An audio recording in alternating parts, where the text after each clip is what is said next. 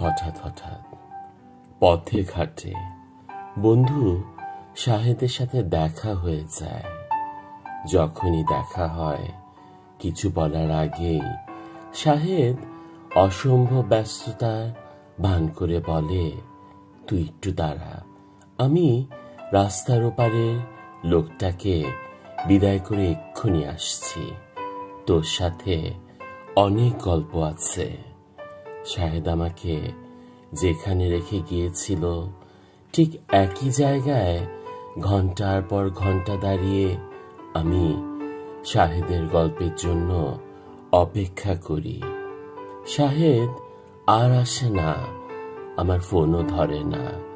আমার ষষ্ঠ অনুভূতি বারবার জানান দেয় শাহেদ আজ আর আসবে না।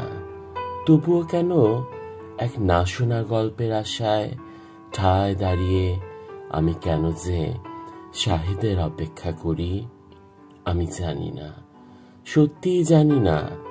অনেক রাত করে বাড়ি ফিরতে ফিরতে প্রতিবারই প্রতিজ্ঞা করি, এরপর শাহেদের সাথে দেখা হলে রাস্তার ওপারের লোকটিকে বিদায় দিতে আমি নিজেই শাহেদের সাথে যাব, অথবা আমি আজ শাহেদকে রাস্তায় দাঁড় করিয়ে রেখে কোনো এক ছুতোয় চলে যাব অন্য কোথাও। সেদিন আমি আর ফিরব না। তারপর থেকে শাহেদের ফোনও ধরব না সেদিন।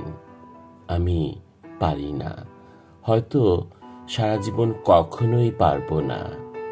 আমি আজকাল টের পাই বুকের ভেতর বন্ধু শাহেদকে আমার অপেক্ষায় রাস্তায় দাঁড় করিয়ে রেখে আমি এই এক জীবনে অন্য কোথাও যেতে পারবো না।